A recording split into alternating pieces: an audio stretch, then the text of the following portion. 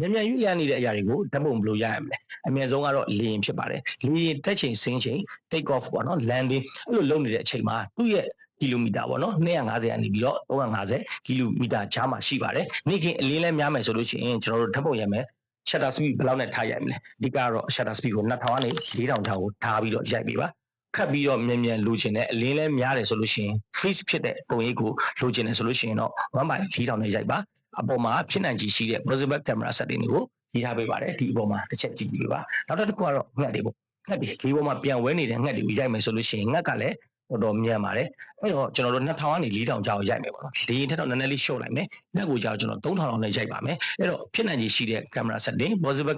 camera setting ပေါ့နော်နမူနာ setting တွေကအပေါ်မှာရှိပါတယ်နောက်တစ်ခုကတော့ racing car တွေဒီ racing bike တွေပေါ့နော်သူတို့ကိုရိုက်မယ်ဆိုလို့ရှိရင်သူတို့ရဲ့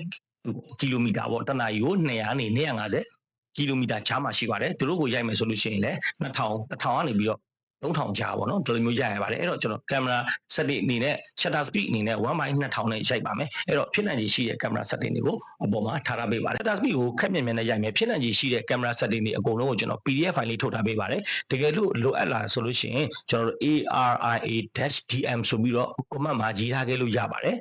ကျွန်တော် PDF file လေးလာပြီးတော့ပို့ပေးပါမယ်အားလုံးကျေးဇူးတင်ပါတယ်